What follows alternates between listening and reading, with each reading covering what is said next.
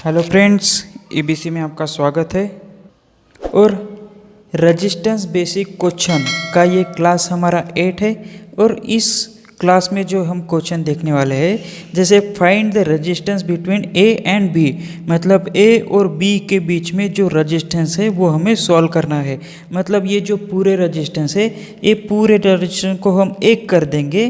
तो पूरे रेजिस्टेंस को एक करने के बाद कितना रेजिस्टेंस आता है ए और बी के बीच में, वही हमें इस क्वेश्चन में सॉल्व करना है। तो ये जो सर्किट है ये देखने के लिए थोड़ा क्रिटिकल टाइप का है, लेकिन जैसे ही हम इसे सॉल्व करना शुरू करते हैं स्टेप वाइज, तो ये अपने आप ही इजी तरीके से सॉल्व होते जाता है। तो अब हम देखते हैं, जैसे स्टेप वाइज चलेंगे। ये हमारा स्टेप 1 है। तो स्टेप 1 में हम देखते हैं कि इस सर्किट में क्या होगा। तो यहाँ से हम सॉल्व करना शुरू करते हैं।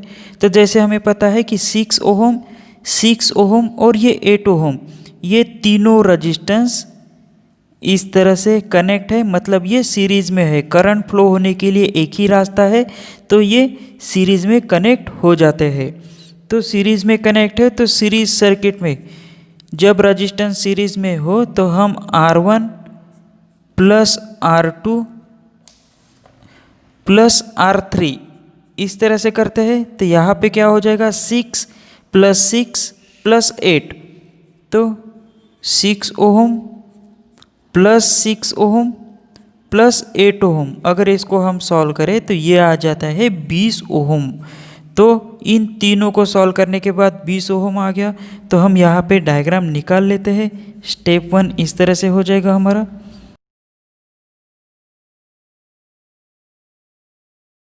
तो ये हमारा अब आ गया यहाँ पे डायग्राम। ये हो गया ए, ये बी, और इस तरह से डायग्राम हो जाएगी।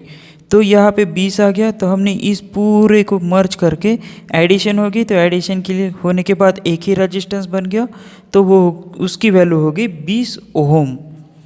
तो 20 ओहम है। अब जब भी पैरेलल में रेजिस्टेंस होंगे, इस तरह से अगर पैरेलल में है, जैसे हमने पिछले क्लास में भी देखा था कि इस तरह से पैरेलल में है, तो हम इसे R1 कंसिडर करते हैं, इसे R2 कंसिडर करते हैं। तो इसका R इक्विवेलेंट हमें निकालना होता है। तो R इक्विवेलेंट निकालने के लिए R1 into R2 divided by R1 plus R2, ये R इक्विवेलेंट के लिए फार्मूला हम यूज़ करते हैं। लेकिन अब हम इस तरीके का फार्मूला यूज़ नहीं करेंगे। बेसिक क्लास में हमने देखा था कि इस तरीके का फार्मूला हम यूज़ करेंगे। यहाँ पे दो रजिस्टेंस जब सेम, इस तरह से हम लिखते देखते हैं। एक रजिस्टेंस है 20 ओहम का, दूसरा रजिस्टेंस है 20 ओहम का। तो दोनों रजिस्टेंस पैरेलल में अगर कनेक्ट है तो हम इस तरीके से भी सॉल्व कर सकते हैं, लेकिन हम इस तरीके से सॉल्व करेंगे तो टाइम ज़्यादा लगेगा। तो अब हम क्या करेंगे कि जितने रजिस्टेंस है तो वो रजिस्टेंस की वैल्यू हम यहाँ पे लिख लेंगे, और n मतलब जितने टाइम्स रिपीटेड है पैरेलल में। लेकिन ये फार्मूला हम यूज़ करेंगे उस समय जिस समय पैरेलल में लगे हुए रजिस्टेंस की वैल्यू सेम है। यहाँ पे भी 20 है, यहाँ पे भी 20 है। अगर यहाँ पे 20 है और यहाँ पे 10 है तो उस समय ये फार्मूला नहीं लगेगा, सेम है इसलिए लगेगा। तो R मतलब रेजिस्टेंस, रिपीटेड रेजिस्टेंस कितने हैं 20 के, तो 20 हम यहाँ पे लिख लेंगे। n मतलब कितने टाइम रिपीटेड है, 2 टाइम्स, 2 टाइम्स रिपीटेड है, तो हम यहाँ पे 2 लिख लेंगे और इसको सॉल्व करेंगे तो यह आ जाएगा 10 ओहम। इस तरह से हो जाएगा। अगर यहाँ पे रजिस्टेंस जो 20 ओहम के रजिस्टेंस है 4 टाइम्स रहते इस तरह से, जैसे एक रजिस्टेंस, दूसरा रजिस्टेंस, तीसरा रजिस्टेंस, चौथा रजिस्टेंस, ये 4 रजिस्टेंस पैरेलल में रहते, तो हम क्या करते ये कि ये 20 डिवाइडेड बाय 4 करते, तो इसका आंसर हमारा आ जाता था 5 ओहम।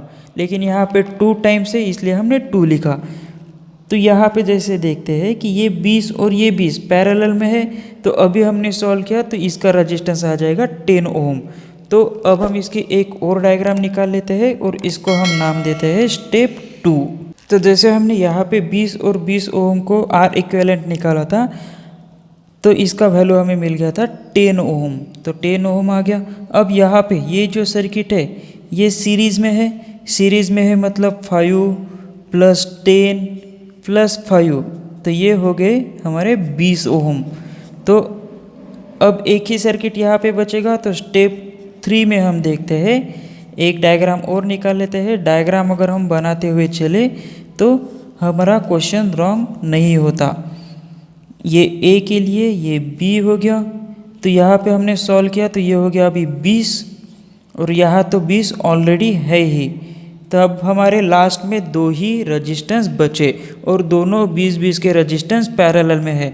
तो हम एक बार और R/N, तो R मतलब कितना रजिस्टेंस है, 20 ओम, 20, और कितने टाइम रिपीट है, 2 टाइम्स। तो हम इसको 10 ओम यहाँ पे आ जाते हैं। तो हम इसको सॉल्व करेंगे तो A और B इनके बीच में एक ही रजिस्टेंस अब हमारा बचा, वो हो गया 10 ओम।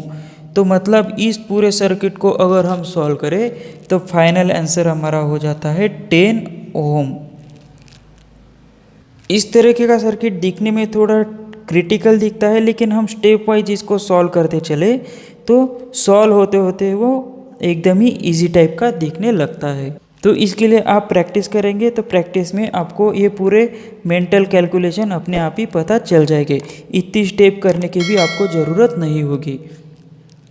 सो फ्रेंड्स, आज के लिए इतना ही। Thank you for watching this. See you next time.